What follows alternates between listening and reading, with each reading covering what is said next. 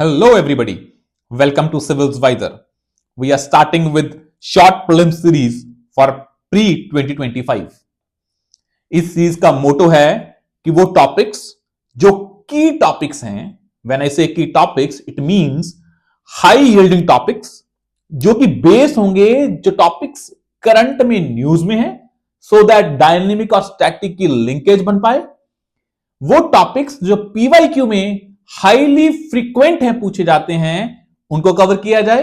और वो टॉपिक्स जो बेसिक्स हैं और कंसेप्चुअल हैं और वो किसी भी सब्जेक्ट के लिए फंडामेंटल हैं, उनको कवर किया जाए। Because as we know static is the king and we have to see which topics are highly probable to be asked, उनको कवर किया जाए। मैं ये भी बताना चाहता हूं कि इस सेशंस में we will cover polity, economy, geography, every single subject जो prelims में पूछा जाता है, so that you can cover those high yielding topics in comprehensive, concise and consolidated way. आज के सेशन में the topic is eSIM. The eSIM technology is in news and is a kind of a advancement over traditional physical SIM technology.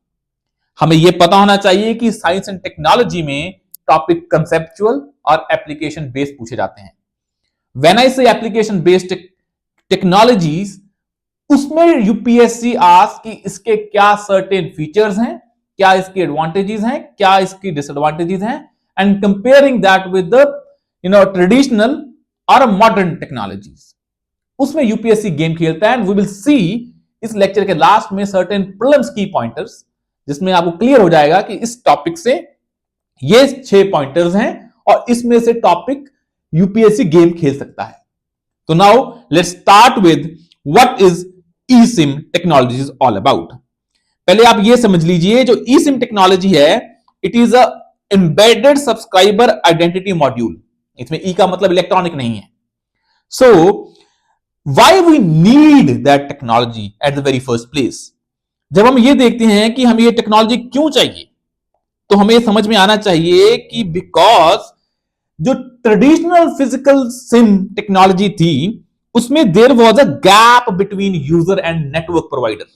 When I say there was a gap between user and network provider, it is important to understand कि जो embedded SIM technology है, इसमें the gap between user and network provider is reduced. हम आगे देखेंगे कि जो gap है ये किस सेंस में कम हुआ है। एक कम हुआ है कि it creates a decentralised model where a user can remotely activate, deactivate and can change the services. वो हम आगे डिस्कस करेंगे, but fundamental is to decrease the gap. Second important is this that this technology is security wise more security wise more better than traditional physical SIM technology. When I say security, it means both physical in terms of that because this eSIM technology is embedded in your device, और इसकी physical मतलब इस SIM को तुम eSIM को तुम device से अलग नहीं कर सकते। और इन टर्म्स ऑफ ये डिजिटल सिक्योरिटी मतलब तुम्हारा जो डाटा है that is encrypted. We will discuss these things in further detail, but ये बेसिक्स हैं कि व्हाई वी नीड इट। और third important is the development of internet of things and 5G technology makes this eSIM a kind of a mandatory thing. क्यों, हम वो समझते हैं। Because IoT and 5G की वजह से we are integrating our devices into the digital ecosystem. जब हम उसको डिजिटल इकोसिस्टम में इंटीग्रेट करते हैं, तो we need to have that device connected with internet. और इफ सर्टेन डिवाइसेस वो बहुत छोटे होते हैं, and eSIM is better as compare to traditional sims in terms of space management, because less space is required and eSIM is helpful in that. Now we will understand कि जो eSIMs हैं, इनके features क्या हैं और उसके certain benefits क्या हैं। पहली बात यह समझिए कि जो ई सिम्स थे, इसको जो एम्बेड किया जाता है, it is embedded during the manufacturing phase, during device manufacturing, कि जब डिवाइस की मैन्युफैक्चरिंग होती है उस टाइम ई सिम्स को डिवाइस में इंप्लांट किया जाता है। नाउ एक चीज और समझिए कि क्योंकि ये डिवाइस के हार्डवेयर में है, तो इसको रिमूव करना इतना आसान नहीं है। इट मींस जब हम इसके बेनिफिट देखेंगे तो आपको समझ में आएगा कि इसमें जो थेफ्ट है और उसका फिजिकल डैमेज है वो क्या हो जाता है, कम हो जाता है। अब एक चीज और भी है, क्योंकि जो ये ई सिम्स हैं, एक चीज समझिए कि ये डिवाइस में एम्बेडेड हैं, बट इसकी जो है मल्टीपल प्रोफाइल्स बन सकती हैं। अब यूपीएससी में आप ये पॉइंट को याद रखिए कि जो ई सिम है वो सिम एक होगा डिवाइस में और उसके मल्टीपल प्रोफाइल बन जाएंगी। मतलब आपके डिवाइस पे एक ई सिम पे you can create multiple profiles.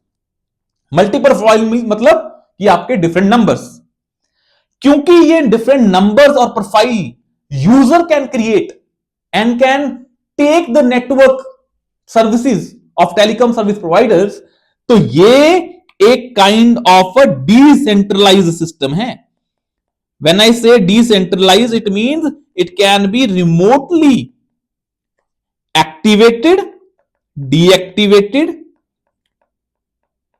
and the power is with the user. और क्योंकि ये जब ई सिम्स हैं, these are lacking the use of plastic, तो इससे क्या होता है, इन्वायरमेंट फ्रेंडली है। ये क्या है, ये इन्वायरमेंट फ्रेंडली है। हमें ये भी देख लिया कि एनवायरमेंट फ्रेंडली है, हमने ये भी देख लिया it is a kind of a decentralised system, ताकि इसको रिमोटली एक्टिवेट और डीएक्टिवेट किया जा सकता है। और व्हेन वी से इसका जो प्रोग्रामिंग है that is also can be done, जो हमारा ईसी में इस can be programmed by the user, that is remotely. और जब हम इन चीजों को पढ़ रहे हैं, हमें यह भी समझ में आना चाहिए कि क्योंकि स्मॉलर डिवाइसेस के कारण ई सिम लेस स्पेस लेता है, तो वो बहुत एफिशिएंट है। यूपीएससी अगर ये पूछता है कि ई सिम टेक्नोलॉजी में एक डिवाइस पे एक ही प्रोफाइल बन सकती है, वो ऑप्शन क्या होगा, गलत होगा। और एक चीज और आपको समझनी है कि it is compatible. Compatible in the sense कि अगर आपके फोन में ई सिम भी है and you are using physical sim as well, तो आप कंपैटिबल है, क्योंकि आजकल के डिवाइसेस दोनों चीज दे रहे हैं, because the technology is moving, but at the same time physical sims have their own importance. और एक चीज आपको मैंने जो पहले बताई थी डिजिटल सिक्योरिटी की, आपको याद रखना है कि जब तुम्हारा डिवाइस और जो तुम्हारा ई सिम है, और जब ये तुम्हारा नेटवर्क से कम्युनिकेट करेंगे, दैट इंफॉर्मेशन इज इनक्रिप्टेड। क्या है, इनक्रिप्टेड। तो इससे क्या होती है, टेलीकॉम और डिजिटल सिक्योरिटी इनहांस होती है। That is very important. हमें एक पॉइंट और याद रखना है जो इसमें बहुत इंपॉर्टेंट है, दैट इज रोमिंग वाला पॉइंट। देखिए, अगर आप एक ट्रेवलर हैं and you have to travel from one place to another place, तो आपको एक चीज होती है कि मेरा जो नेटवर्क है, मैं वो नेटवर्क यूज ना करूं जिससे मेरे रोमिंग पे चार्जेस ज्यादा पड़ रहे हैं। E SIM technology give you multiple profiles, you can choose a local service provider जिसपे आपको रोमिंग के सर्विसेज चार्जेस कम पड़ रहे हैं। तो roaming become the more flexible, less cheap, a kind of a cheap one, less costly, और ये भी इसकी एक एडवांटेज है।